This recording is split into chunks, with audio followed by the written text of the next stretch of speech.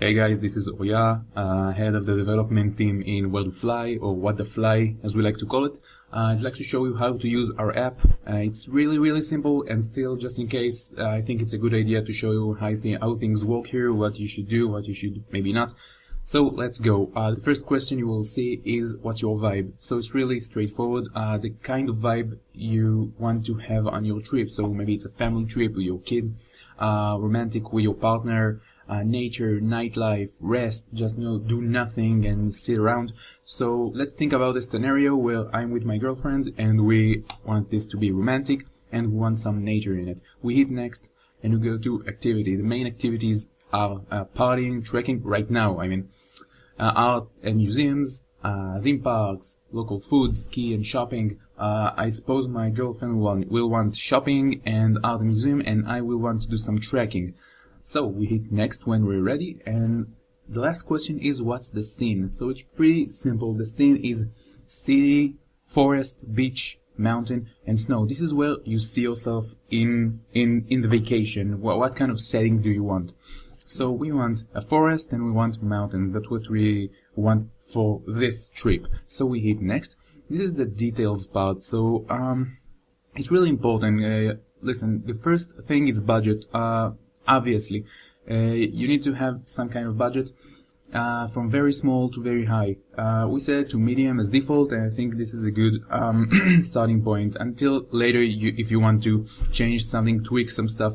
Anyway, let's go on to max flight duration. This is the maximum hours you wish to be on a plane virtually. So I really hate to be on a plane more than 6, even 5 hours. This is way too much. You can set it to 12 plus hours to be unlimited. I will only do it for 5 hours. The next part is how long the vacation. Pretty simple. You can set it to more than 2 weeks, 14 days, or even 1 day. So I'll just put it on 7 days. And you know what? No, I will use, just to show you, I will use the option, the property flexible, which is on every one of those. Flexible simply tells the app to really ignore this whole parameter and just let it sit. Doesn't matter. Okay, so destinations popularity. There's unique, common, and popular. If we put on in unique, so it will give us places that most people don't know about, don't know it's a really good place, and maybe we should try it. It's a good place, but people don't really know about it. This is more for more experienced travelers, which I am not, so I will put in popular.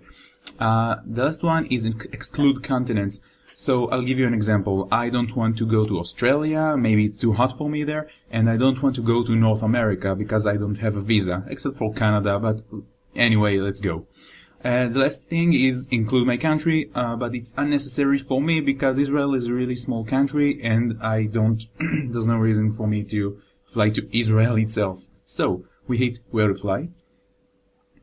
So we got Uganda. This is the name, obviously. Here's the flag, continent, a picture, and is a map. You can play with it, get some ideas from around Uganda and whatever place you got. Here's the temperature. You can change it. This is by default on Celsius, but you can change it to Fahrenheit. This is pretty much it. Here's some information. And listen, let's say Uganda, here you can share it, of course, and let's say Uganda is not your choice. You don't like it. You think the app got you something bad. Okay, I don't know. Happens. And you can just hit next result. And if we hit next result, we'll get something else. So maybe Kyrgyzstan is good for you. Now, let's say it is good. You know what? You can't fly to Kyrgyzstan. So you just say, I can't fly there. Maybe it's political. I don't know. So you tell the app, can't fly there, and you can also make it remember your choice. So let's say yes. And we got Ethiopia. And maybe this is, here the map is updated. Here's the temperature in Ethiopia, Fahrenheit, alright. So this is it. This is pretty much all there is.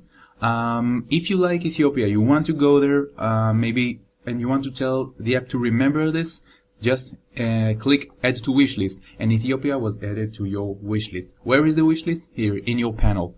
So here's my wishlist.